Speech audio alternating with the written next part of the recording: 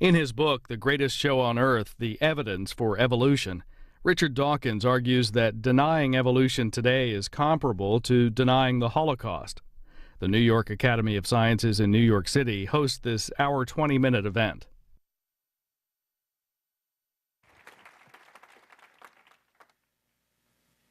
We have a war on our hands. You've just heard that more than 40% of the US population, according to Gallup, believes that the world came into existence less than 10,000 years ago. That is a quite astonishing disconnect from reality. The reality is that the world is 4.6 billion years old, and I've mentioned this calculation many times before. The equivalent of believing that the world is only 6,000 years old, which is the official biblical figure, is to believe that the distance from New York to San Francisco is less than 8 yards.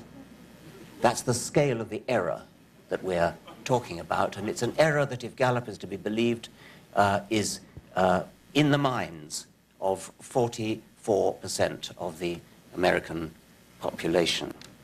At the beginning of this book, I have likened the predicament of a science teacher today to a Latin teacher, or teacher of Latin and Roman history, having to contend with a sort of rearguard defense, having to put out a rearguard defense of the proposition that the Romans existed at all, and that the Latin language was ever spoken, rather than being an invention to keep Victorian schoolmasters in employment.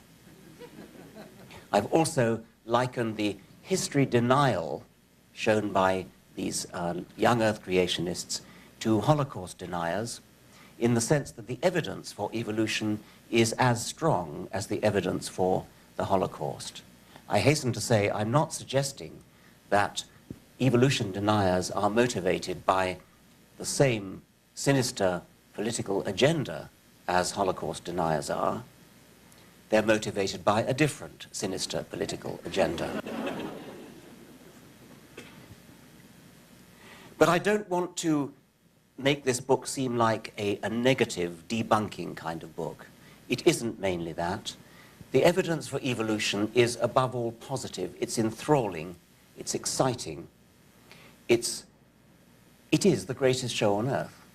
Life on this planet is the greatest show on Earth, and life on this planet may well be the greatest show in the universe, because we have no evidence that anything like the quite astounding phenomena of life are to be found anywhere else in the universe. Maybe they are, in which case life is the greatest show in the universe still. The first chapter also considers the definition of the word theory, which, as you know, is much misunderstood, and I quote two definitions from the Oxford Dictionary, one of which is the tentative, only a theory, only a hypothesis that needs falsifying or verifying, and the other being the sort of meaning that a scientist uses when talking about, say, the heliocentric theory of the solar system, or the theory of gravitation, or the atomic theory of matter. And it's, of course, in that sense that evolution is a theory, but in ordinary colloquial language, evolution is a fact. Chapter 2, Dogs, Cows, and Cabbages, follows Darwin in making use of domestication, the astonishing power of selective breeding to produce from a wolf, dog, or from the wild cabbage, Brassica oleracea, all the different varieties of cabbage-like plants that we eat, cauliflower, Brussels sprouts, broccoli, and various sorts of cabbage, and so on. If you wanted to do an experiment to test the theory of natural selection, what would you do? Well, experiment implies human intervention. What you would do would be to administer the selective force yourself as an experimenter. In other words, you would do artificial selection, which is what humans have done inadvertently at first in breeding dogs and cabbages and pigeons and so on. And also experimentally, there are now numerous experiments where people have administered a selective pressure on populations of animals and plants and produced dramatic results, dramatic evolutionary change in a very short time, within one human lifetime. A nice example is the work of Belayev, Russian geneticist who studied silver foxes and bred them artificially for tameness. And he succeeded in breeding super tame foxes, which behaved like dogs, licked your face, wagged their tail, behaved just like dogs. What's more interesting is that after only about 30 years, he has these foxes that look like dogs. They look like collie dogs, no longer look like foxes. They've got black and white patches on their coats. They've got floppy ears. They bark like dogs. That is a curious phenomenon of traits being dragged along in the wake of other ones. He selected only for tameness, but what he got was dog-like characteristics in all sorts of other respects. It's an interesting side glance. The important point is that he produced dramatic evolutionary change in a mere 30 years. And if you can do that in 30 years, just think what could be achieved in 100 million years. It would not be artificial selection, of course, it would be natural selection. Coming on to that. Chapter 3, the primrose path to macroevolution. This chapter is an exercise in seduction, starting with artificial selection, which we've just been talking about, showing the power of artificial selection. I'm trying gradually to wean the reader on to natural selection by going through a number of intermediate stages. The peahen selects the peacock in something like the same way as human breeders select Frisian cattle or white leghorn hens. Peahens, of course, don't consciously choose peacocks. They do choose peacocks on the basis of that which appeals to them aesthetically. You can use the word aesthetically. And the result is the astonishing, flamboyant splendor of the peacock. And the same thing happens with birds of paradise, numerous other birds, insects, fish, amphibians, mammals, and so on. Flowers, the brightness of flowers, the bright colors of flowers, the exotic, the seductive perfumes of flowers, these were, first of all, chosen by insects, choosing the flowers that they would visit to, and from the flower's point of view, pollinate. That's what the flower gets out of it. The insect gets nectar, of course, usually. What the insect started, human horticulturalists carried on with. So something like a wild rose, a pretty little flower, but nothing to compare with the beautiful roses that human gardeners have produced by artificial selection, the beautiful perfumes. What I'm saying, the point I'm making, is that what human selectors have done is simply to carry on where the insect selectors left off. So we can regard insects as doing the same kind of job as human artificial selectors. Anglerfish have a fishing rod sticking out of the top of their head with a bait on the end, and they play their prey, small prey, down into the vicinity, cast the rod down into the vicinity of the mouth. Small fish are attracted to the bait. When they get sufficiently close to the mouth, the anglerfish opens up its great maw, and the inrush of water sucks in the prey. It's obviously a very sensible way to get prey. From the point of view of the victim, the prey fish, you could say that the prey fish are acting as selective breeders, selecting anglerfish for more effective bait. Now, obviously, it's not to the advantage of the prey to do that. Nevertheless, that is what they're doing. So you see how the primrose path to macroevolution, the seductive path, is working. I'm gradually moving towards natural selection. In natural selection, we've already got to natural selection, of course, but in ordinary natural selection, we generalize it and say that any variation, any genetic variation whatsoever, whether it's visible on the outside, as all the examples I've talked about so far have been, or a purely internal change, genetic change, some subtle detail of biochemistry, something that you'd never notice on the outside at all, if it contributes in any way to the survival or reproduction of the animal, that will be positively or negatively selected. We've moved now up the primrose path of seduction from artificial selection, which anybody can understand, and which was understood, of course, long before Darwin, to natural selection, which only Darwin and Wallace, it could be argued anyway, really grasped. It was Darwin and Wallace who saw that the principle of artificial selection that everybody understood could be generalized to nature. Nature just means that some animals survive and some animals don't survive, for whatever reason.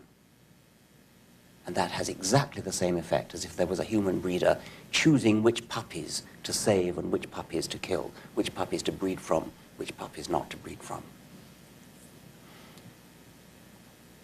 In order to get major macroevolutionary change, such as changing fish into mammals, you need time.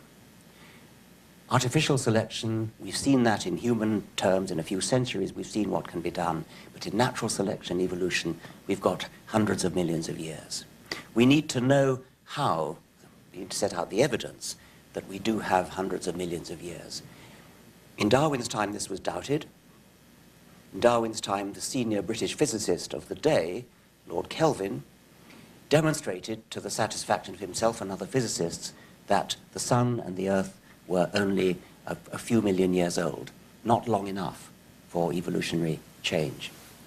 This worried Darwin because he was a humble man and he recognized, as many of us do, that physics is kind of the senior science. And so he never actually caved in, but it did worry him. The basis for Kelvin's miscalculation was that he, being a Victorian scientist, thought that the sun was doing combustion, was burning something. He didn't really think it was coal, but something like burning coal, in which case his calculation would have been correct. It's a nice quirk of history that it fell to Charles Darwin's son, Sir George Darwin. Charles himself was never knighted. His son, Sir George Darwin, to demonstrate to the British Association in the early 20th century that the sun, because it was a nuclear reactor, had plenty of time to have given all the time we need for evolution. What Darwin should have said to Lord Kelvin is, well, if your physics tells you that the Earth is not old enough for evolution to have taken place, then I'm sorry your physics is wrong, because the evidence from biology is overwhelming. That would have been the correct response. As it turned out, the refutation came finally from physics. My chapter mostly goes into the details of how we know how old the Earth is, how we know how old fossils are, mostly using radioactive dating. Physicists will tell us the half-life of isotopes, and these isotopes gives, for example, potassium-40 decays to argon-40 with a half-life of 1.26 billion years. At the moment when molten lava solidifies, crystals are formed, and at that moment you could say that the clock is zeroed. The potassium clock is zeroed, the argon-40 content is zero. And at any later time, if you measure the argon-40 content and the potassium-40 content and compare the two, knowing the half-life of this particular decay, you can calculate the exact moment, within ordinary limits of error, the exact moment when that crystal was formed, when that lava solidified. Fossils don't occur in igneous rock, so you have to look for igneous rock that is to be found in the vicinity of a fossil in sedimentary rock, and that's not too difficult to do, and the science of dating is now well developed, and it's how we know how old fossils are and how we know how old the Earth is, 4.6 billion years, and there are other ways in which we know that as well. The next chapter, Before Our Very Eyes, I've said that mostly evolution takes a very, very long time, and there are exceptions to that. There are some cases where we see natural evolution taking place sufficiently fast that an individual scientist can study it within one scientific lifetime, a matter of decades. And I discuss a number of examples of this, but they're fairly few, these examples, compared with the evidence that we have from the massive amount of time that's been available for long-term macroevolution. And for that, I use the analogy, it's a recurrent analogy throughout the book, of a detective coming on the scene of a crime too late to be an eyewitness. And this would be the normal situation for a detective. It's not granted to many detectives to actually be eyewitnesses to a murder. They come upon the murder afterwards, and they then look at clues which remain. Fingerprints, footprints, bloodstains, all sorts of other things that are left lying around. And from this, the detective infers what must have happened.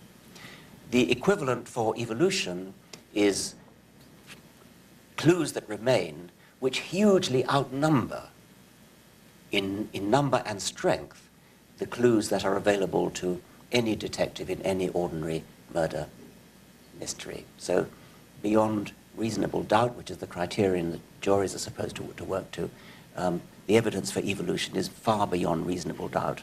It's just beyond all possible, conceivable, sane, sensible doubt. Chapter 6, missing link. What do you mean, missing? Creationists love the fossil record because they think it's an embarrassment to evolutionists because they point out that there are gaps in the fossil record. Well, of course there are gaps in the fossil record. What do you expect? Would you expect every single species that's ever lived to fossilize? We're lucky to have fossils at all. If we didn't have a single fossil, if not a single corpse had ever fossilized, the evidence for evolution would be utterly secure. We don't need fossils to demonstrate evolution. It's nice that we've got them because they tell us a lot about the history of life, but we don't need them to demonstrate that evolution is a fact. The evidence comes from other sources. The biggest gap, and the one that creationists love best of all, is the gap before the Cambrian era, just over 500 million years ago. Before that time, there were rather few fossils, and most of the major animal phyla appear relatively suddenly in the fossil record in the Cambrian.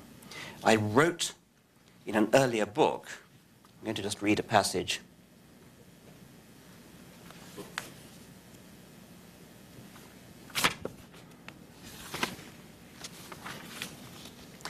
Yes, in The Blind Watchmaker in 1986, I wrote, "The Cambrian shows us a substantial number of major animal phyla already in an advanced state of evolution the very first time they appear. It is as though they were just planted there without any evolutionary history." You can see how naive I was in 1986 not to realize how shamelessly that would be quote mined. It's as though they were just planted there without any evolutionary history. Needless to say, this appearance of sudden planting has delighted creationists. I was savvy enough to realize that they would like that. I decided to search the World Wide Web for that sentence. It is as though they were just planted there without any evolutionary history, to see how many hits I got. And I obtained no fewer than 1,250 hits for that sentence. Well, you need a control, if you're a scientist, to compare that with, otherwise you don't know what you expect to get, how many hits you'd expect to get from a sentence like that. So I looked at the very next sentence from The Blind Watchmaker, which was, "Evolutionists of all stripes believe, however, that this really does represent a very large gap in the fossil record." The number of hits I obtained for that, as compared to the 1,250 for the first quote, the number of hits I obtained for the second quote was 63. The ratio of 1,250 to 63 is 19.8, and I call that ratio the quote mining index. The quote mining index is also very high for the famous quote from Darwin, where he talks about the eye and says something like, "To suppose that the eye, with all its," and he goes into detailed sentence about all the highly complicated ways in which eyes are adapted and adjusted and do self-focusing and self-stopping down. He says, "To suppose that the eye could have been formed by numerous small incremental changes seems absurd in the highest degree." He then, of course, goes on, but that's where the quote stops. And they miss out Darwin's immediately following explanation for how actually, although it seems absurd, it's not absurd. And once again, we have a very high quote, mining index. The ratio, I've done it for that too, the ratio of the number of hits for the two quotes is also very high. What is... Well, before leaving the Cambrian explosion, I just want to make one more point. There are modern animals, for example, flatworms, the great phylum Platyhelminthes, which includes tapeworms and flukes, and free-living Turbellaria, which are beautiful animals, they're delightful animals, often very brightly colored, very ubiquitous, very common, enormously common. There are more species than there are of mammals, for example. Not a single fossil of a platyhelminth has ever been found, or authentically found. In other words, we have here a major modern phylum which has no fossil history at all. It is as though it were planted here yesterday. So you see how illogical it is to say that because there are no fossils before a certain point, therefore there were no animals. There are all sorts of reasons why an animal doesn't fossil. It may be too small. It may be that it doesn't have hard skeletal parts. That's the case for the flatworms, for example.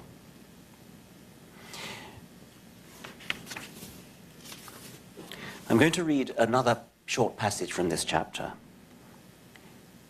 What would be evidence against evolution, and very strong evidence at that, would be the discovery of even a single fossil in the wrong geological stratum.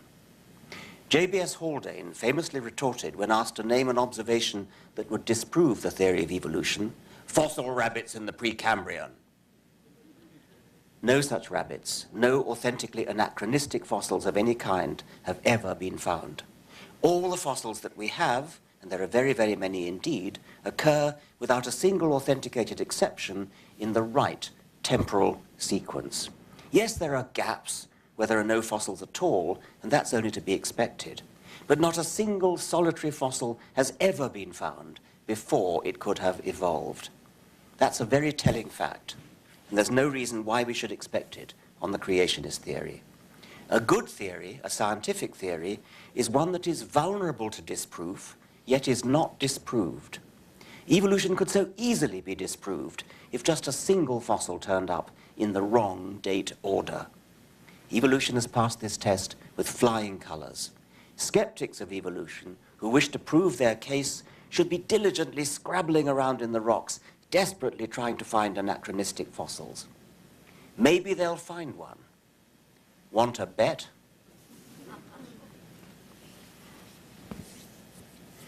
The next chapter carries on the theme of fossils into human fossils. It's called Missing Persons, Missing No Longer. And I'm going to read just a little bit about the type specimen of Australopithecus africanus, which is the so-called Taung child. Australopithecus was the genus that almost certainly preceded our own genus Homo in our evolutionary ancestry. In other words, we're almost certainly descended from members of the genus Australopithecus, although it may not be any one of the species that have so far been named. The first Australopithecine to be discovered, and the type specimen of the genus, was the so-called Taung child. At the age of 3½, the Taung child was eaten by an eagle. The evidence is that damage marks to the eye sockets of the fossil are identical to marks made by modern eagles on modern monkeys as they rip out their eyes. Poor little Taung child, shrieking on the wind as you were borne aloft by the aquiline fury, you would have found no comfort in your destined fame 2.5 million years on as the type specimen of Australopithecus africanus. Poor Taung mother, weeping in the Pliocene. I want at this point to raise a point of terminology which I think is extremely relevant. The Taung child, I said, was the type specimen of Australopithecus africanus. That means it's the specimen that was first discovered and described and to which people refer when they have a new specimen and they want to know, does it belong to this species or not? So each new fossil, or new animal indeed, that's discovered is always given a Linnaean binomial name, a specific name preceded by a generic name, like Homo sapiens, Australopithecus africanus, or whatever it is.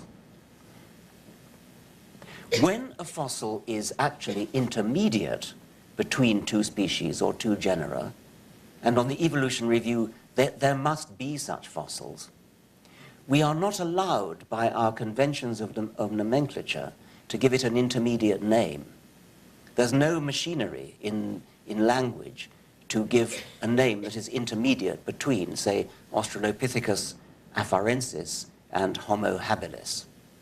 Yet, if there must have been a member of the genus Homo that was the immediate child of a member of the genus Australopithecus, but you can immediately see that that's nonsense, because how could a baby be a different genus from its mother?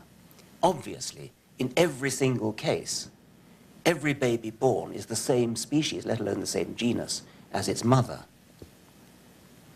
If you were to walk backwards down through your ancestral tree, starting with your mother, and then your grandmother, great-grandmother, let's just stick to females for convenience, great-great-grandmother, and so on, you would go back and back and back and back and back, go back as far as you like, and gradually the animals that you were walking past, as you walk past your ancestors, would be gradually, ever so slowly changing into something else. By the time you got back to about 6 or 7 million years ago, you would be looking at an animal which was the common ancestor between ourselves and chimpanzees. And you could then, if you wish, turn around and start walking forwards along the line leading to chimpanzees. At every single point along that sequence, the animals that you are looking at would belong to the same species as their immediate neighbors, which would be their mother and their daughter. They would be more alike than members of species ordinarily are, because they would be mother and daughter, therefore they would be more alike. And yet, if you walk back sufficiently far, they would have changed from modern Homo sapiens to a completely different genus. You could go back to a fish using the same technique. And by the time you got to the end of your walk, you would have walked through a continuously changing set of animals, all the way from human to fish, and then you could walk forwards again from fish to, I don't know what, I mean a kangaroo or something.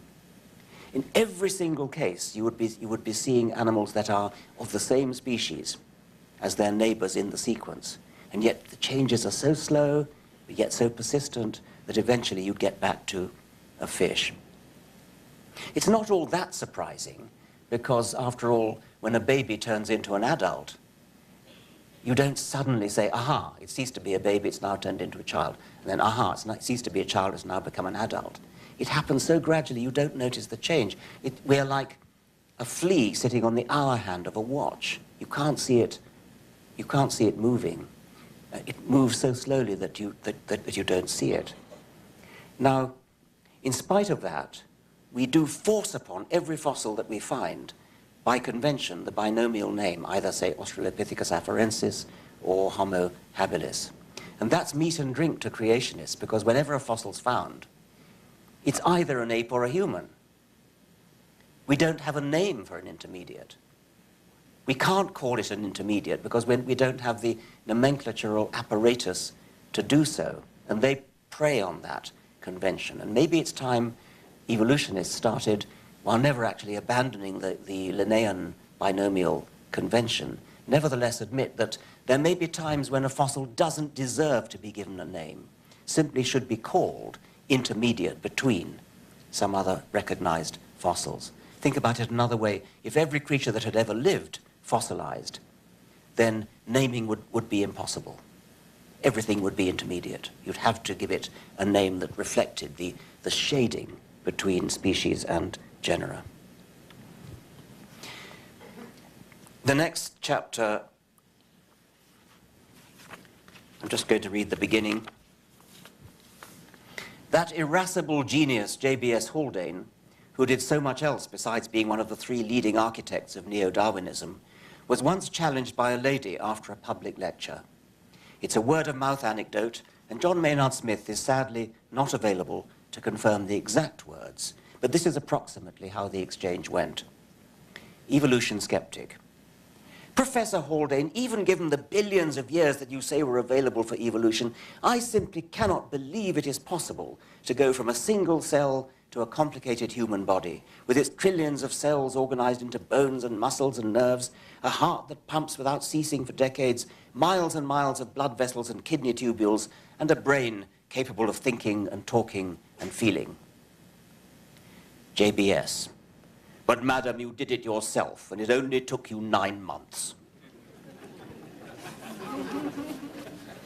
That chapter is about embryology and the important relationship between embryology and evolution. You can't understand evolution fully unless you have some grasp of the embryonic processes that generation after generation start with a single cell and give rise to an adult, which then reproduces, producing a new single cell, and so on. The processes of embryology are extremely complex. They themselves must have evolved, and that chapter is aimed at that understanding.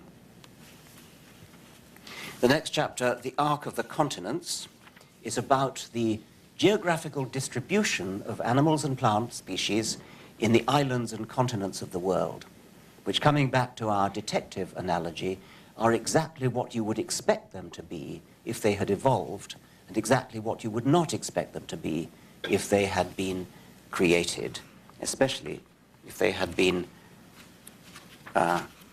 released from Noah's Ark.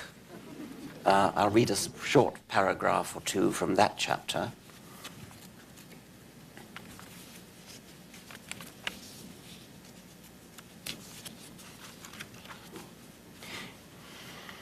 It is almost too ridiculous to mention it, but I'm afraid I have to, because of the more than 40% of the American population who, as I lamented in chapter 1, accept the Bible literally.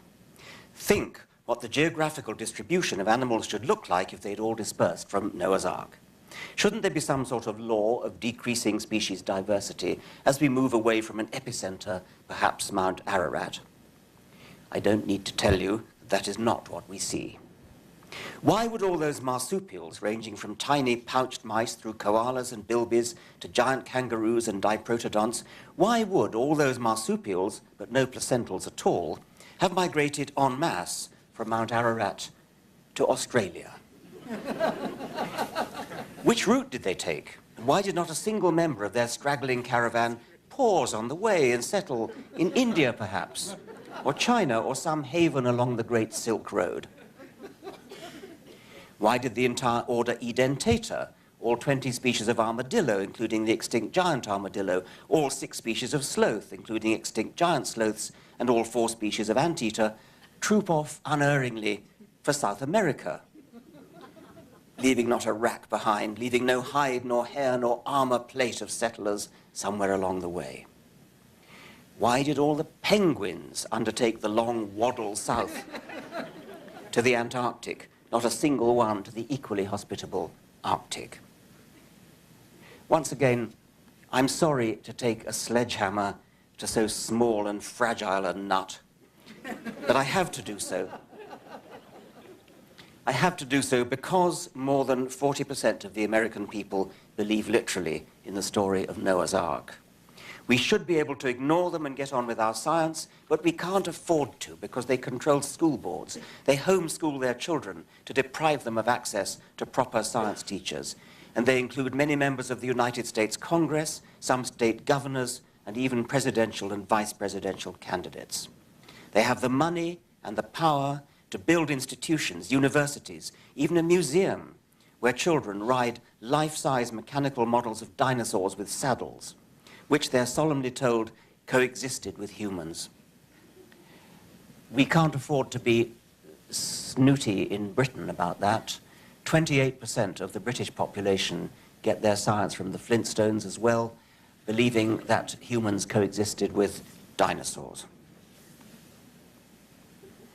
The next chapter, The Tree of Cousinship. Here I think we come to perhaps the most powerful evidence of all for evolution, looking at the enormous numbers of modern species that there are and comparing them systematically. Darwin was able to do this with anatomy, skeletons, for example. He was able to see that the hand of a man and the wing of a bat are directly homologous. A bat's wing is enormously long, splayed out fingers with webbing stretched between the fingers. A horse's hoof is the same hand where, of the 5 fingers, only the middle one remains, and the horse walks on the middle finger and the middle toe, and the hoof is the nail. And you can see that, you can see it in the fossil record, how the number of fingers diminished, and there are occasional freak horses which are born with 3 toes, showing an intermediate stage. But that was the limit of what was possible in Darwin's time. You could compare anatomy and show very, very convincingly that it fell on a family tree. Nowadays, you can do the same thing with molecules, with genes molecularly analyzed. And the sheer amount of information available is multiplied many orders of magnitude. Because the genetic code is universal, all creatures have the same machine code, the same code whereby triplets of DNA are rendered into amino acids. You can directly compare the same gene in one animal with the same gene in another animal. You know it's the same gene. It's got essentially the same sequence with minor differences. There's a letter different here, a letter different there, a letter different there. And the corresponding differences appear in the amino acids and in the protein chain that they produce. But you can say this is the same gene, it's doing the same job, it's got the same sequence with these minor differences. And then you can literally count the number of differences between these genes. It's not a case of saying, oh, this limb looks a bit like that limb. You are literally comparing alternative texts, just like alternative versions of the book of Isaiah or something, where you just count the number of differences that there are between chapters, between letters, between sentences, words. And when you do that, for any one gene you like, you find that the differences fall on a beautiful hierarchical tree. What could that be but a family tree? What could that be but a pedigree? Then you do the same thing for another gene, and you find the same tree. And then you do it for another gene, and you find the same tree. Then you do it for a gene which no longer does anything, but you can still sequence it. Nature doesn't read the gene anymore. It's never translated into protein. But molecular geneticists can read it, and they can recognize that it is a defunct version of the same gene. And again, when you compare these pseudogenes, you find the same family tree. There are minor exceptions to that. But in general, it's dramatically true that if you look at different genes, you find they fall on the same tree. What could that tree be but a family tree? The only alternative is that the intelligent designer, the creator, deliberately set out to deceive us and make it look as though evolution had happened when it didn't. That's not a resort that I think many theists would wish to cling to. Next chapter, history written all over us. When you look at modern animals, you don't need to look at fossils, just look at modern animals, and you can see their history written all over them. Look at a dolphin, look at a whale. It's a purely aquatic animal, lives only in the sea. But you can tell from looking at it that it has all the hallmarks of a land mammal. It's descended from a land mammal. Our bodies, any animal's body, has mistakes which no designer would ever have perpetrated, and yet which clearly are understandable if you think historically, if you think this is descended from an ancestor which did things differently. I was privileged to be attendant, I suppose would be the right word, on a dissection of a giraffe's neck a few months ago, while I was writing the book, in fact. And we were dissecting the recurrent laryngeal nerve of this giraffe, which had unfortunately died in a zoo. The recurrent laryngeal nerve is it's a branch of one of the cranial nerves. It starts in the brain, and its end organ is the larynx, the voice box. So you might think that if a designer had made this nerve, he would have made it go straight from the brain to the larynx, which is what most nerves do. This nerve, however, goes right past the larynx, way down into the chest, loops around one of the main arteries in the chest, different one on different sides, and then goes back up to the larynx. In a human, that's a detour of a foot or so. In a giraffe, it's a detour of 15 feet or so. I watched this nerve as it was being dissected out. It goes within an inch or so of the larynx, and it goes straight past it, and then goes on south, on and on and on and on, down into the chest, turns around and goes back up again. No designer in his senses would ever have done that. Yet it makes perfect sense when you think of it historically, when you look back to the fish ancestors of mammals, where that nerve was doing something very different, and the most direct route to what was then its end organ was indeed posterior to the artery that we're talking about. Then when mammal necks started, when fish don't have necks, when mammal necks started to elongate, it might have been possible to loop the nerve over so that it went north of the artery instead of south of the artery. But in fact what happened was that it just stayed elongating as the neck lengthened. The marginal cost of elongating the detour was so slight compared to just the enormous cost of, or what probably would have been an enormous cost of changing the embryonic processes in order to completely reroute the nerve into what would be a more economical way of doing it. The marginal cost was slight, just another millimeter. What's another millimeter? Evolution happens gradually, just elongate it a bit more. Human designers, intelligent designers of all kinds, go back to the drawing board when they've got a new design. When the jet engine, when the jet plane was invented, when the jet engine was invented, the designer of the first jet engine started with a clean drawing board. He didn't start with a propeller engine and then modify it rivet by rivet, screw by screw, nut by nut, which is the equivalent of the way evolution has to work.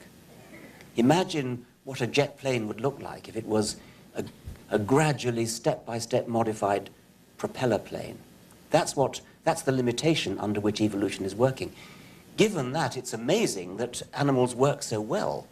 The reason they work so well is despite these bodges, these bungles, as we would look at, as an engineer would call them, evolution, natural selection is a brilliant tinkerer that comes along afterwards and makes corrections after the event.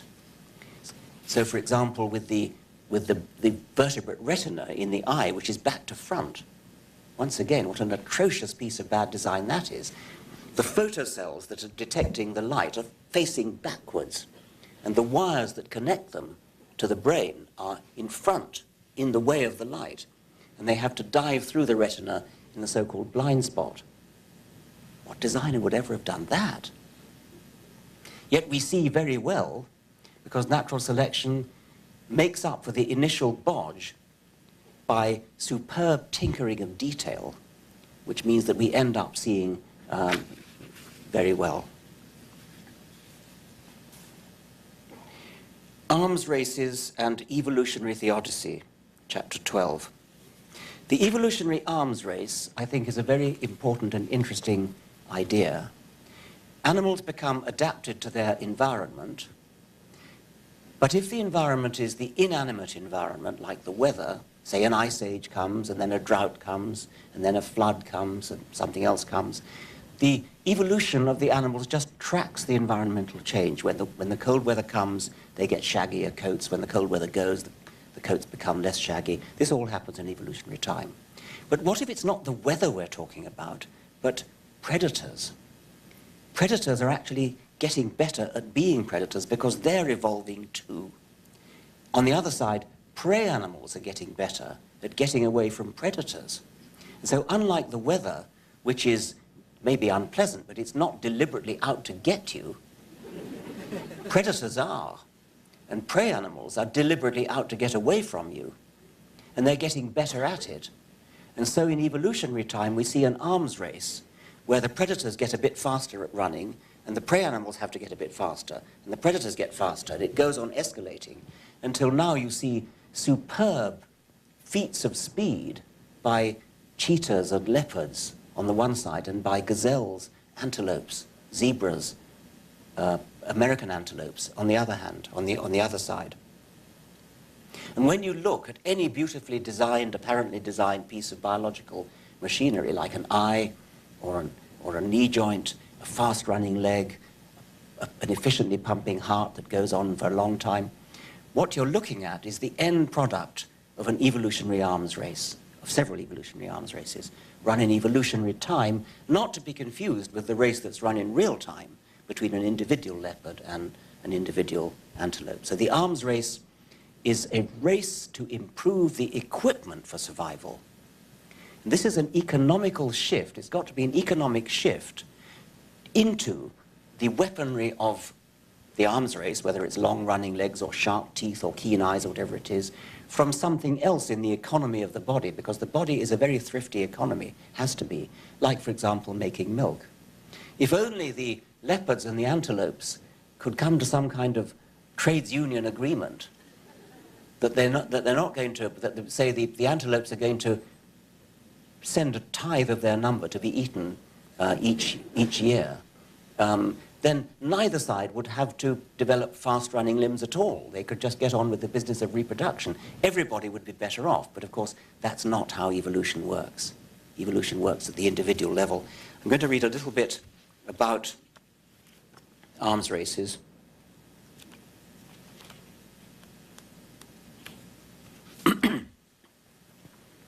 One thing about arms races that might worry enthusiasts for intelligent design is the heavy dose of futility that loads them down. If we're going to postulate a designer of the cheetah, he has evidently put every ounce of his designing expertise into the task of perfecting a superlative killer. One look at that magnificent running machine leaves us in no doubt. The cheetah, if we're going to talk design at all, is superbly designed for killing gazelles.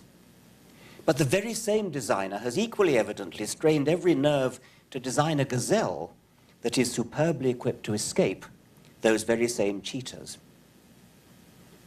For heaven's sake, whose side is the designer on? When you look at the cheetah's taut muscles and flexing backbone, you must conclude that the designer wants the cheetah to win the race. But when you look at the sprinting, jinking, dodging gazelle, you reach exactly the opposite conclusion. Does the designer's left hand not know what his right hand is doing? Is he a sadist who enjoys the thrill, who enjoys the spectator sport and is forever upping the ante on both sides to increase the thrill of the chase? Did he who made the lamb make thee? Is it really part of the divine plan that the leopard shall lie down with the kid and the lion eat straw like the ox? In that case, what price the formidable carnassial teeth, the murderous claws of the lion and the leopard? Whence the breathtaking speed and agile escapology of the antelope and the zebra? Needless to say, no such problems arise on the evolutionary interpretation of what is going on. Each side is struggling to outwit the other because on both sides, those individuals who succeed will automatically pass on the genes that contributed to their success. Ideas of futility and waste spring to our minds because we are human and capable of looking at the welfare of the whole ecosystem. Natural selection cares only for the survival and reproduction of individual genes. Now, finally, the last chapter is called "There is Grandeur in This View of Life," which you'll recognize as a quotation from Darwin. It comes from the very last paragraph of The Origin of Species. And my last chapter takes each sentence of Darwin's last paragraph and makes each sentence into a section heading of my last chapter. And the body of the section is an exegesis of that sentence of Darwin. And the last sentence of Darwin's book is, "Endless forms, most beautiful and most wonderful, have been and are being evolved." And I'm going to read the last page of the book in conclusion. The fact of our own existence is almost too surprising to bear.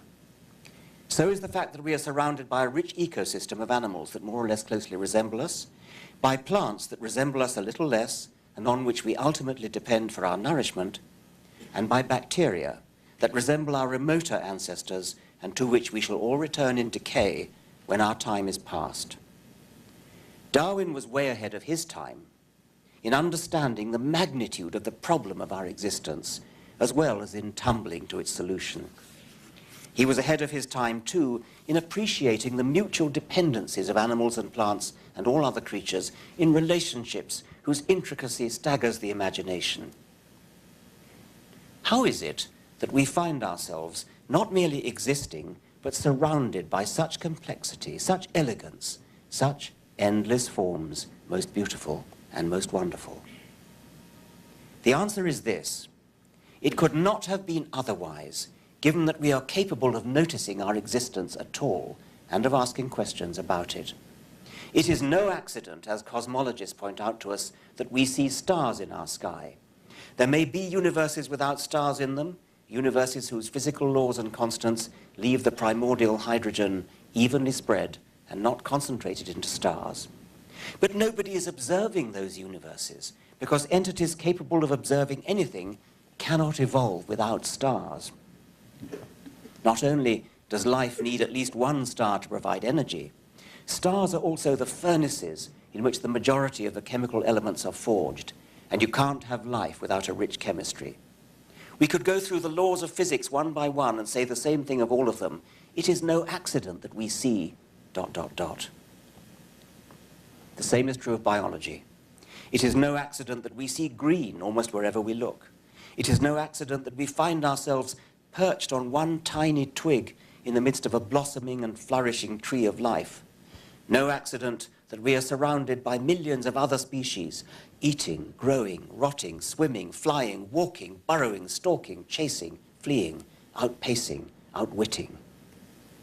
Without green plants to outnumber us at least 10 to 1, there would be no energy to power us. Without the ever-escalating arms races between predators and prey, parasites and hosts, without Darwin's war of nature, without his famine and death, there would be no nervous systems capable of seeing anything at all, let alone of appreciating and understanding it. We are surrounded by endless forms, most beautiful and most wonderful, and it is no accident, but the direct consequence of evolution by non-random natural selection, the only game in town, the greatest show on earth. Thank you very much.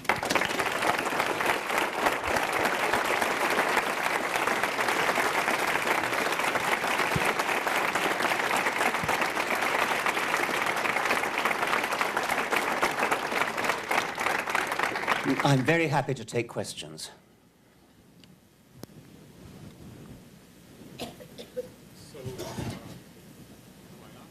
I think that this mic needs turning on.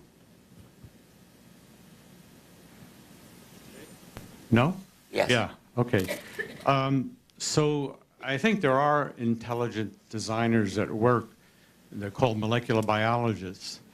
And I was wondering what you think the implications are for the course of evolution of our ability to modify plants and animals and us eventually. Intelligent designers have been around for a long time, of course, long before molecular biologists, because it was intelligent designers who made Brussels sprouts and Pekingeses and domestic roses. So all that's new is that instead of only having control over the selection part of the Darwinian process, we now have control over the mutation part as well. We can cause genetic changes, whereas before we simply had to wait for them to happen. So that is a big difference, and it is already having dramatic impacts on our control over the evolutionary process. But we've had a fairly good control over it for a long time, starting with inadvertent control and moving on to the more systematic and deliberate control of scientific agriculture and horticulture and plant and animal breeding. Cool. A lot of scientific innovations have led to a better understanding of anomalies and discrepancies. For example, the general relativity finally explained the discrepancies. Is that mic on? Yep. Oh, sorry, I'm not close enough, sorry. I will start again. A lot of scientific innovations have led to a better understanding of anomalies and discrepancies. For example, the general theory of relativity led to a better understanding of the discrepancies of Mercury's orbit. We have plenty of anomalies left in science, such as dark matter, dark energy, the pioneer anomaly, lucid theory of everything, that kind of stuff. what discrepancies do you think would lead to, if we investigated them more, would lead to a better understanding of evolution? Yeah, that's a very interesting question. I think that particular model of the history of science works very well for physics. It's not easy to see quite how it would work in evolutionary science. I suppose you might say that the theory of punctuated equilibrium could be regarded as an example of that, where the discrepancies that were observed were apparent departures from the expectation of gradualness towards the view that the apparent gaps in the fossil record might not be the actual gaps. It might actually really represent a genuine punctuation event. I don't favour that theory as much as some people do. I think it probably works in some cases. Anyway, I don't need to go into that now. That might be one possible example. There probably might be others. I'd need to think about that. Thank you. Thank you. Thank you for an engaging talk. Darwin considered changing the term natural selection to natural preservation. I believe I read in a letter of his. What would be the implication to the greatest show on earth with the concept of natural preservation over selection? Darwin was worried, and Wallace was even more worried, by the implications of the word selection, which seemed to many people to imply deliberate selection. I mean, the word selection, I think that was the problem. And this was why Wallace urged Darwin to adopt Spencer's term, survival of the fittest, which again is like natural preservation. It conveys a more passive view of the process. Wallace said that to him and to Darwin himself, the idea of natural selection was as plain as daylight. But to many people it was not, and to many people, and it's undoubtedly true that in Victorian times, people did think that there had to be some kind of selector. They just couldn't quite grasp the idea that it really was just preservation. It really was just the survival of the fittest. I'm not sure that many people have that problem now. I think people have other problems now. Survival of the fittest gave rise to all sorts of other confusions, which I think are even greater than the confusions that the Victorians saw in natural selection. Hi. Do you think life has a natural tendency to get more complex with time, or it's just random, like if we all go extinct in 100 million years, another intelligent species will show up, or... Right. I don't think it'd be right to talk about an intrinsic tendency to get more complex. It probably is true that natural selection under the right conditions, and I think especially of arms races, will make things get more complex. There's no law that it has to get more complex. Parasites are the famous case where they tend to get less complex. So there's no drive to become more complex. There's no urge to become more complex. But when you have predators chasing prey and prey running away from predators, then you tend to get more complexity to a prodigious extent. I mean, the complexity of a mammal, or indeed a bird or a reptile, is gigantic. And I think you can largely put that down to competitive arms races with enemies. But it's not an internal drive to get more complex. Evolution and natural selection seem so elegantly simple, especially compared to relativity or quantum theory. So I'm wondering if you're ever surprised that it took until the 19th century for the theory It surprises me hugely. I mean, when I compare what Darwin achieved to what Newton achieved 2 centuries earlier, it seems to me that what Darwin achieved should have been a doddle compared to what Newton achieved. And yet it took 2 centuries longer. And I've often wondered what it was that made it so difficult to get it. You certainly don't need to be a mathematician to get it. It came independently to 2 English travelling naturalists. It evaded great thinking philosophers and mathematicians down the ages. Anybody could have thought of the idea from an armchair from the time of the Greeks onwards. They never did, or not properly. Ernst Mayr, who died only a couple of years ago at the age of 100, thought that the stumbling block was what he called essentialism, philosophical term, which conveys the idea that animals and plants have a kind of essential, have an essence, which is as fixed and unalterable as, for example, the essence of a triangle. It comes from the Greeks, who were geometers at heart, and a triangle is a figure with a fixed definition. A triangle is a triangle is a triangle. It's a polygon with 3 sides. And people seem to see rabbits and rhinoceroses as though they were triangles, incapable of changing into anything else. It's not clear to me why they should have thought that, but that's Meyer's diagnosis, that people could see how you could get kind of minor changes within rabbit kind, but the idea of extrapolating those minor changes until a rabbit turned into something quite different, you no longer call a rabbit. Even a fish turning into a human after a sufficient length of time, that seemed to be beyond people. Maybe because the sheer time it takes is greater than people can grasp. We're so used to the idea that rabbits are rabbits that we don't live long enough to see them turn into anything else. But it's a real mystery why the achievement of Darwin, which seems so simple, took so much longer. Or maybe it was that the achievement of Darwin, which was to show that you can get from, without any design at all, that you can produce structures so complex that it seems like utter and complete common sense they must have had a designer. Maybe that is so far from common sense that people who had the intellect to do what Darwin did, it just wouldn't have even occurred to them to even doubt the possibility that something as complicated as a brain or an eye or a heart could have had no designer. Excuse me. So lateral gene transfer challenges your ideas that all genes in the same organism have the same evolutionary history. And creationists have been using this to say, well, since we can't know the true tree of life, that obviously something's wrong. And I'd wonder if you could address that and when you were going to address that in a book of yours.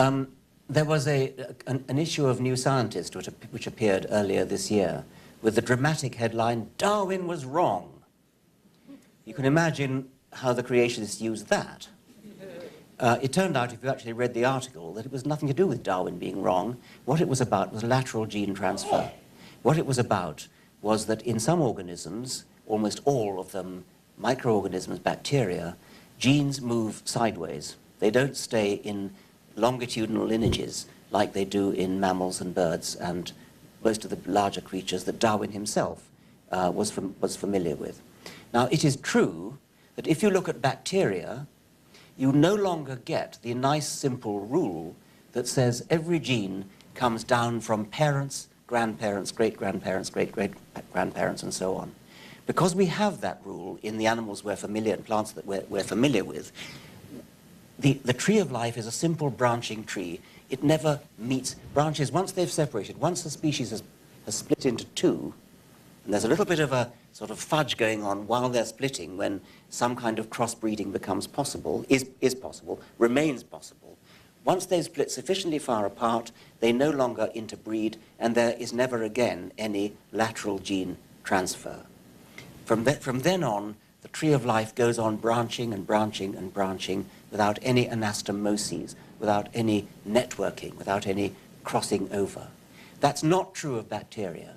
In bacteria, they promiscuously and liberally adopt a kind of copy and paste policy with respect to genes. Bits of genome are just simply copied from one bacterium and pasted into another one with abandon. And so it's true that at the root of the tree of life, where we have bacteria, it's, as I think Dan Dennett said, it's more like a banyan tree than an oak tree. It's got a massively crossing gene transfer. So you've got to do a special trick when you get to the bacteria. You no longer think of individuals as gene machines that are struggling to pass on their genes longitudinally down through the generations. However, the idea of the selfish gene still works a treat. The selfish gene is simply trying to maximize its own propagation into the future. And if it can do it by copying and pasting itself into another bacterium, so much the better.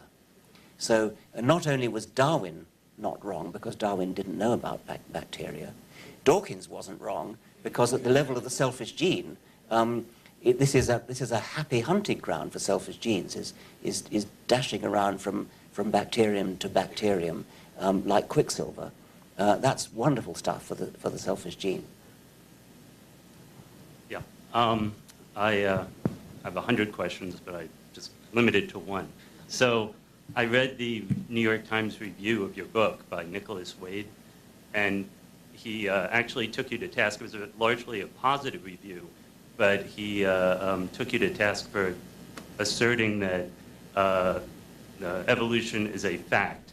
And as a technical point, he made an argument that it's a theory, and then actually accused you of having a, I'm not sure if I get this right, but I think it's a lack of appreciation for the cognitive nature of science. Yeah. Which is, I was insulted for you, but yes. I'm not even sure what it is. Yes. Nicholas Wade was, I have to say, very unfairly treated by the commenters to my website, richarddawkins.net, where we posted this. He really got a bit of a drubbing there. I think it boils down to the difference between what philosophers of science say, where you wouldn't wish to say that anything was a fact. I mean, you would wish to say that everything that we ordinarily call a fact is just a hypothesis that hasn't been disproved. So it is not a fact that the world is round and not flat. It is a hypothesis that has never been disproved. Now, as Stephen Jay Gould said, there does come a point where that kind of kowtowing to philosophy of science needs to sort of merge into a bit of common sense.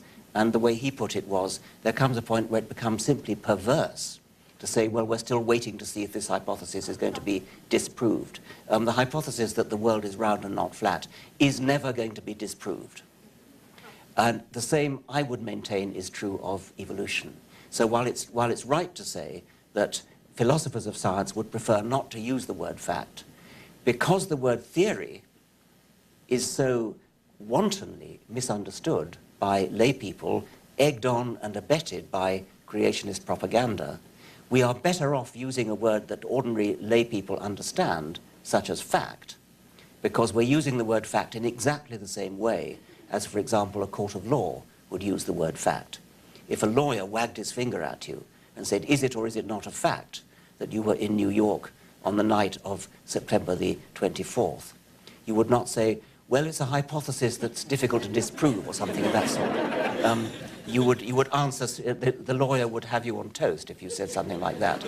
You would have to answer either it's a fact or it's not a fact. That's the sense in which evolution is a fact. The same as the fact that I'm standing at a wooden lectern in New York City. Hi. It seems like we're making good progress as a species and a society. We don't think that the Earth is the center of the universe, and we're not like using leeches anymore to treat people. Well, some people are, but leeches are coming back. And in our country, you know, we're moving towards being allowed to do stem cell research, but at the same time, we've got like Sarah Palin, and like we had a president who said that the jury was out on evolution. So, do you think that we really are moving in the right direction overall? And are these things just sort of setbacks that we shouldn't lose too much sleep over? I do think setback's a good word. I think what we have is a progressive movement which is not steady but has a kind of sawtooth effect to it. There's politics going on here, of course.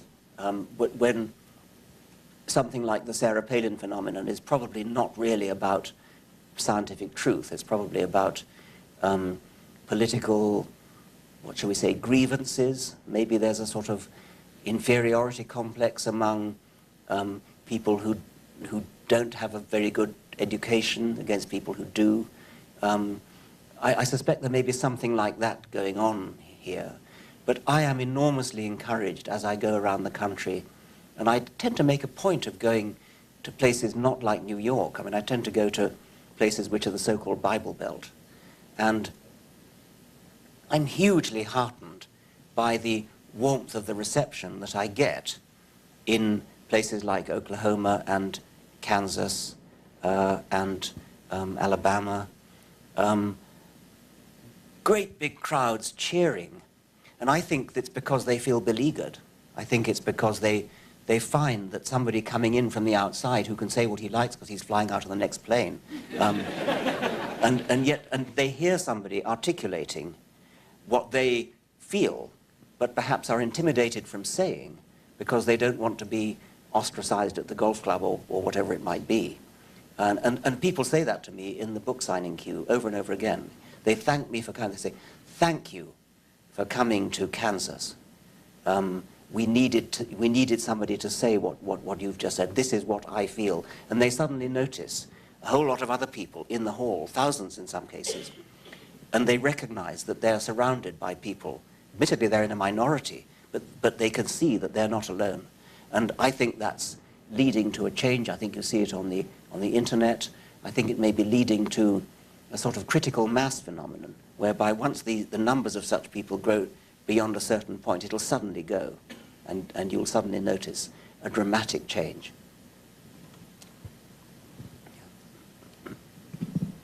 This is less of a biological question, more of a philosophical one, but I think there's a biological slant to it. So do you subscribe to the theory of determinism, or do you think there's any biological evidence that indicates free will in humans or animals? Determinism, in the philosophical sense of whether every event that happens in the universe, indeed, is determined and in principle predictable from earlier events, is not a question which a biologist needs to answer separately from philosophy or physics. This is a more general question. Physicists may answer using the idea of quantum indeterminacy, and that might be relevant to biology if quantum indeterminacy affects biological events, such as whether or not a nerve cell fires at a particular moment or not. I don't have the expertise as a philosopher to say whether it is right that all events in the universe are predetermined by other events, and certainly being a biologist doesn't give one any right to make such a thing. What I can say as a biologist is that the idea of genetic determinism, which is a much more restricted meaning of the word determinism, the idea that everything about us is determined by our genes, is not justified by the facts, and is nothing whatever to do, contrary to many critics, nothing whatever to do with the theory of the selfish gene. The theory of the selfish gene has been widely misunderstood as a deterministic, as a genetic deterministic theory, misunderstood by those many people who have omitted to read the rather large footnote to the title of The Selfish Gene, which is the book itself. Hi, Dr. Dawkins. That was a great talk. My question also is a little bit philosophical, as specifically the extension of evolution beyond biology into a term you coined and an idea that's often attributed to you, and that's memetics. It seems like you've been a little, or from what I've read, a little bit hesitant to endorse the idea. I know you're not, you're not against it or anything. I read your foreword in Susan Blackbourne's book, but I was wondering if you had, what reasons you had, or why you weren't such a proponent. My hesitancy is just that I was never intending to offer a theory of human culture. That would have been presumptuous coming from a biologist. What I was trying to do at the end of The Selfish Gene was to downplay the importance of the gene as the only unit of natural selection. The whole of the rest of the book emphasized the gene as the unit of natural selection, because genes do have certain very important properties, namely high-fidelity self-replication and a powerful influence over the world, which affects their own probability of being replicated, namely through phenotypes. And so in ordinary biology, you cannot do Darwinian theory without talking about genes.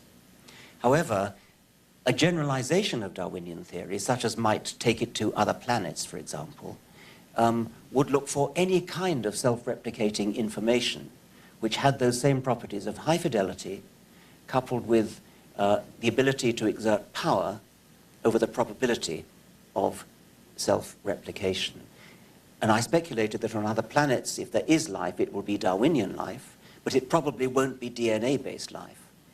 It'll probably be some other kind of self-replicating coded information. And then I suggested, to make it easy to understand, maybe we don't need to go to other planets. Maybe we've got one staring us in the face on this planet. And that was where memes came from. Maybe the sort of soup of human culture, which is all our brains interacting with each other and passing information when we copy, when we imitate, when information flows from one brain to another. Is it possible to identify units of information being transferred which have high fidelity and which perhaps have power over their probability of, in this case, being imitated, and I think they are. I mean, I mentioned things like tunes that people whistle in the street and that other people pick up. You catch it like a virus, and you hear this damn tune and it goes around in your head and you can't get rid of it. And so you whistle it and somebody else hears it and he whistles it and somebody else hears it and whistles it, and it will spread through a whole lot of people. And the same could be true of all kinds of things, clothes, fashions, not just in humans. I mean, habits, great tits in England, when we had milk bottles delivered on doorsteps, learned, individual genius great tits and blue tits, learned to open the milk bottles, and then others watched them and imitated, and it spread literally like an epidemic. You could actually trace this habit, non-genetic, it's entirely non-genetic, spreading like an epidemic, like a measles epidemic around the country through various focal points. Natural selection theoretically could work on replicators of that kind. And in that case, we would have mimetic selection, mimetic evolution. Excuse me. My question is actually more of a comment or observation. Sometimes I feel that part of the problem with the lay public not understanding evolution is that we evolutionary biologists don't always give a complete answer. So for example, when asked to explain evolution, we usually go into something that explains natural selection and give an example like the industrial melanism moths or antibiotics or pesticides. But at the end of the day, you've still got moths or bacteria or insects. And it seems like that what we usually forget is that in the process of speciation, you need to have geographic isolation producing reproductive isolation. And we oftentimes leave that out. And well, we oftentimes do, but I'm happy to say I didn't. Yeah, and you're absolutely right. And I didn't talk about peppered moths at all. And what we need are more examples of the speciation process than just natural selection. Okay, I take your point. Good. Yes, Professor Dawkins. The extraordinary similarities between ourselves and other species that evolutionary biology helps us understand, do you think it has an ethical implication in terms of our treatment of non-human animals? I mean, in my understanding, you are not a speciesist. I think it does have ethical implications. If you think about the way in which we give special treatment to humans, for example, in the case of abortion, human fetuses are treated as babies. And a lot of people think that it's murder to abort a human fetus, whereas they quite happily go and eat a cow, which of course has much more capacity to suffer than any human fetus does. Now, evolution immediately has an impact on this debate, because if you think going backwards through evolution, at some point we are connected to cows. I mean, I did it earlier, but you could do it for any pair of animals you like. Chimpanzees, which are pretty close to us, are not given anything like the same ethical, moral, legal protection as humans are. What would we do? What would those speciesists do if a live specimen of Lucy, of Australopithecus afarensis, were to be discovered? Would we have, and suppose all intermediates were available, suppose there were discovered relict populations in the forests of Africa between humans and chimpanzees all the way up to the hairpin and back down again, so close to each other that it would be possible for a human to interbreed with an intermediate who could interbreed with the next intermediate, who could interbreed with the next, and so on, who could finally interbreed with a chimpanzee. How would you police, how would you decide on the ethical discrimination between humans and chimpanzees? Would we have South African-style apartheid courts to decide whether Lucy passes for human, for example? Immediately, now, it's a fortunate, from my point of view, fortunate accident that those intermediates are all now extinct. But if they weren't extinct, we couldn't do the sort of speciesist discrimination that we do, and that fact that they might not be extinct should immediately give uneasiness. It's a pure accident that they're extinct. We ought to be able to do something about our morals and our ethics, taking account of the fact that they might not have been extinct. It shouldn't, this major ethical distinction should not depend upon the mere accident of extinction. Hi, Dr. Dawkins. I'm a big fan. I have, most of the elders in my family are like myself, devout Christians. How do I, and they also don't really believe in evolution, how do I convince them to read your book or at least consider evolution without making a personal attack on their faith? It shouldn't seem like a personal, I mean, it's not only a personal attack on their faith. A personal attack on somebody's faith is often interpreted as a personal attack on them. It has a deep emotional wounding effect. It's like saying they have an ugly face or something like that. So it's very difficult. I mean, I think you can only reason them to say, look, the disagreement is a mere disagreement about cosmology, about biology. Why should this be such an immense barrier? Why should you resist so strongly when you don't resist an argument about the quality of a piece of music or the quality of a football team or the quality of a play or the quality of a book? But when it comes to religion, you suddenly feel all emotionally bound up with it.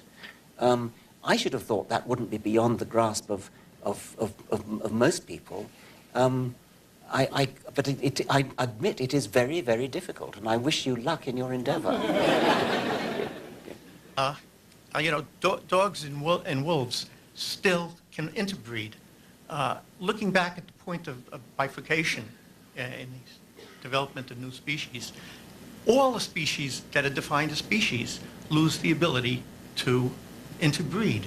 So is there some sort of a common process in all of life that says once you reach a certain point, you can't interbreed anymore? Yes, it happens first when the chromosomes of the two, if you take a hybrid, like say a hybrid between a donkey and a horse, a mule or a hinny, the chromosome, the genes can still work to produce an animal, and a mule is a perfectly strong and fit animal. But when it comes to make sperms or eggs, the chromosomes need to come together in order to perform the process of meiosis.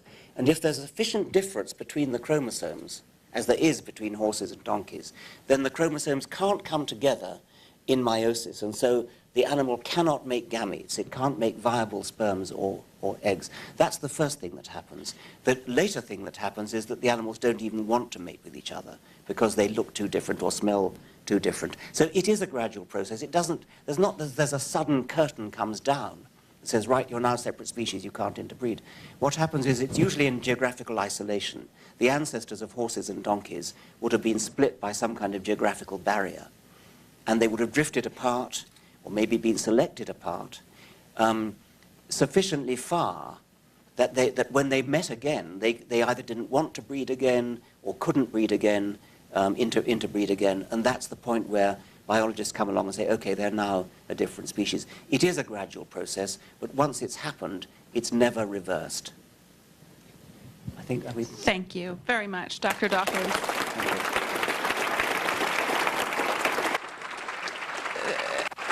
I just want to say thanks for taking our questions. Thanks for great questions. I appreciate it. And keeping the time. Richard Dawkins is a professor at Oxford University. He's the author of The Selfish Gene and The God Delusion. For more information, visit richarddawkins.net. Among other titles, Tina Brown is the co-founder of the production and or reproduction of the animal. That will be positively or negatively selected.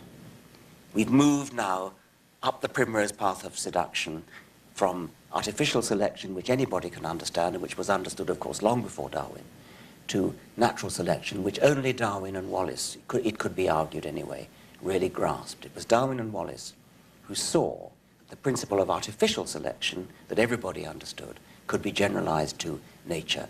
Nature just means that some animals survive and some animals don't survive, for whatever reason. And that has exactly the same effect as if there was a human breeder choosing which puppies to save and which puppies to kill, which puppies to breed from, which puppies not to breed from.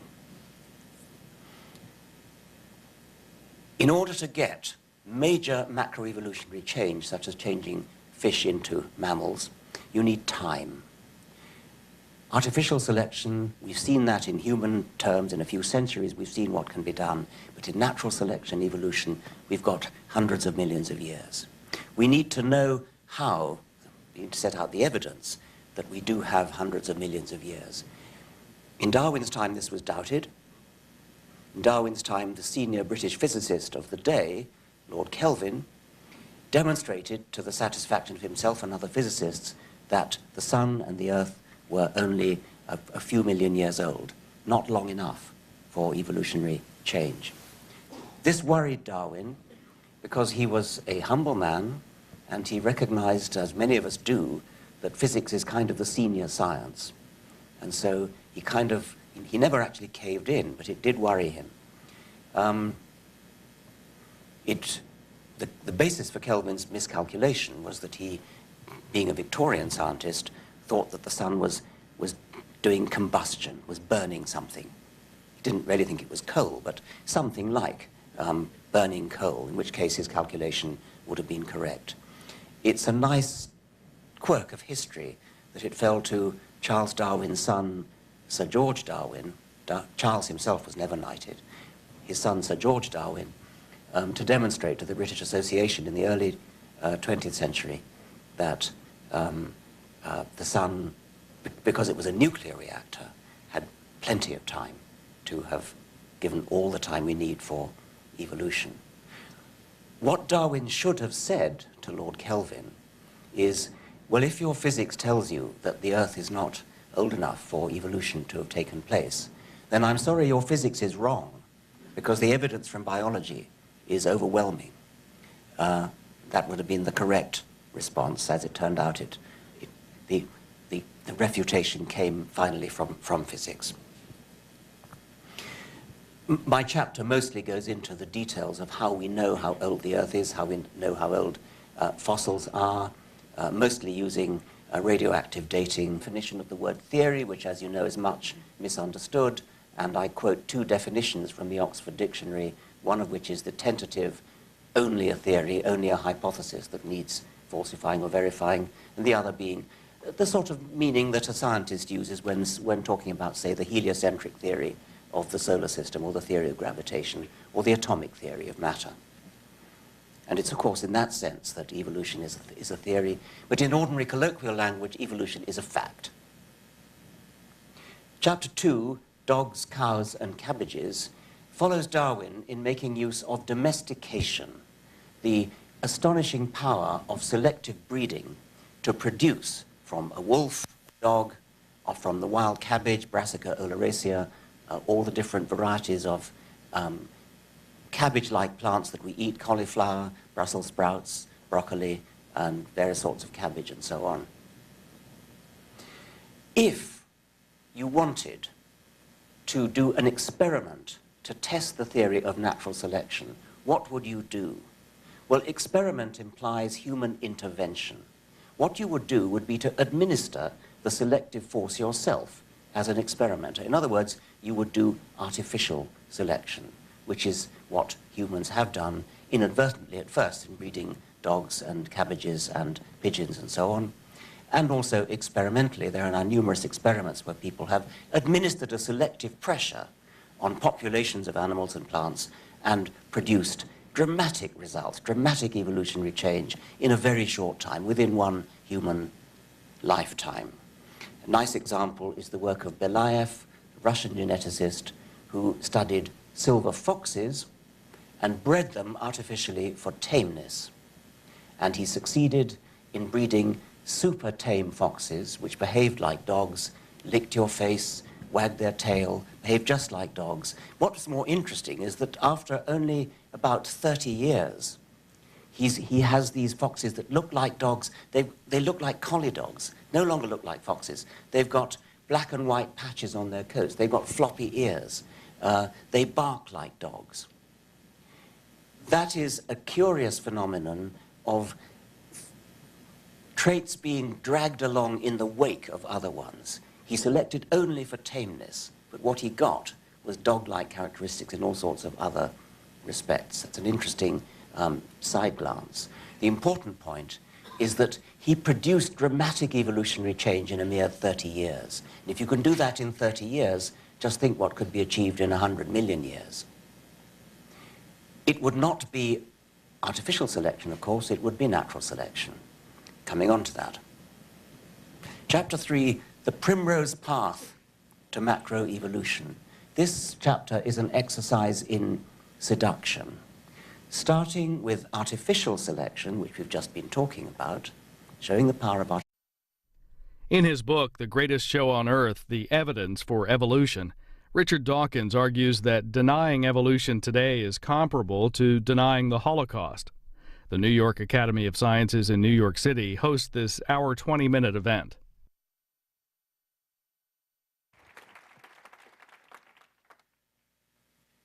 We have a war on our hands. You've just heard that more than 40% of the US population, according to Gallup, believes that the world came into existence less than 10,000 years ago. That is a quite astonishing disconnect from reality. The reality is that the world is 4.6 billion years old, and I've mentioned this calculation many times before. The equivalent of believing that the world is only 6,000 years old, which is the official biblical figure, is to believe that the distance from New York to San Francisco is less than 8 yards. That's the scale of the error that we're talking about, and it's an error that, if Gallup is to be believed, is in the minds of 44% of the American population.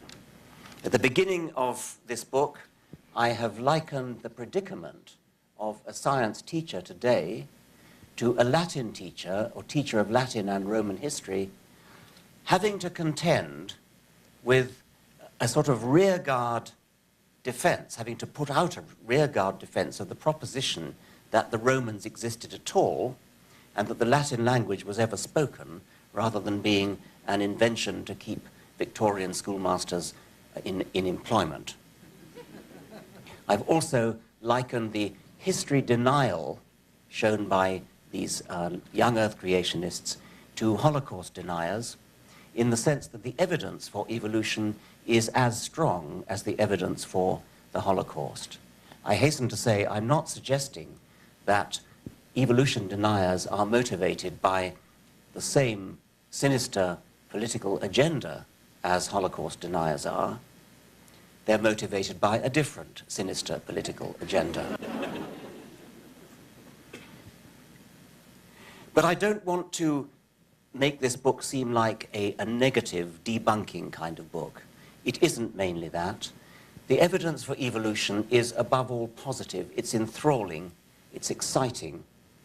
It is the greatest show on Earth.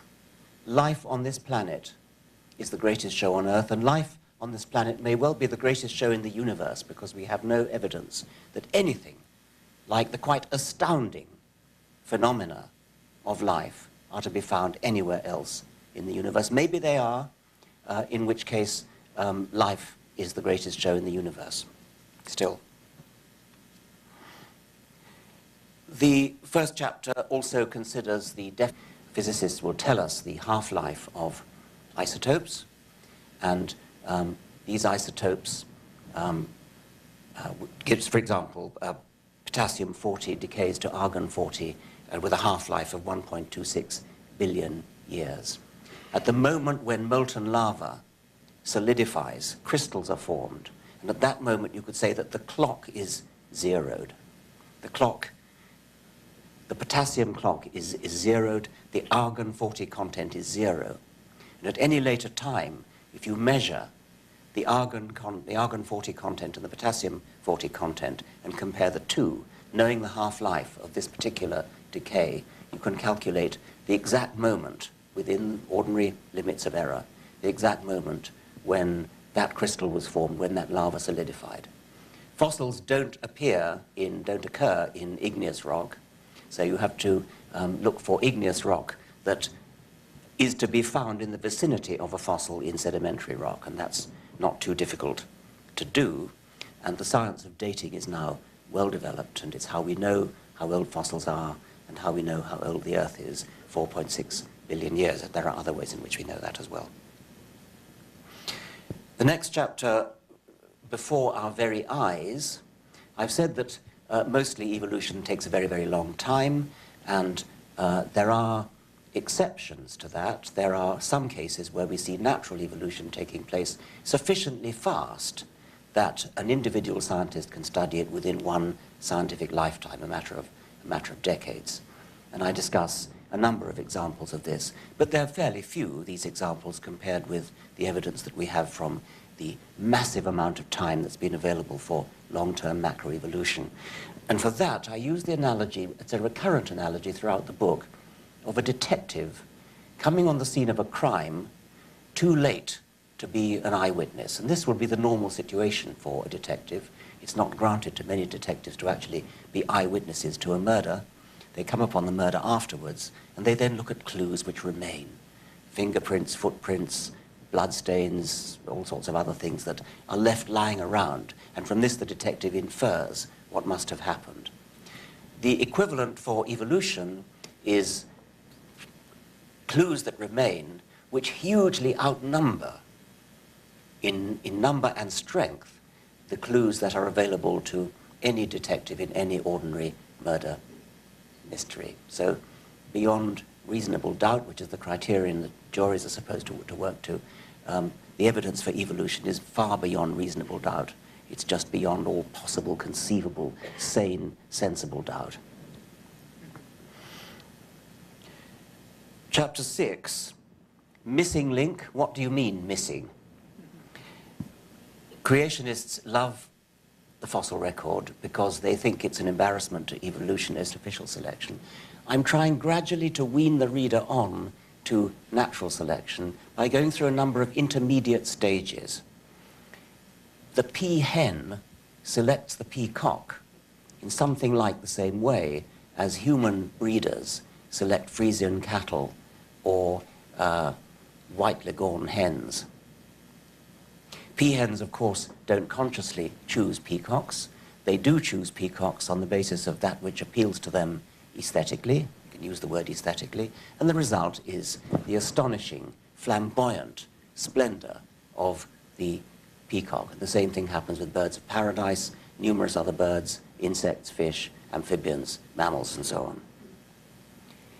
Flowers, the brightness of flowers, the bright colors of flowers, the exotic, the seductive perfumes of flowers.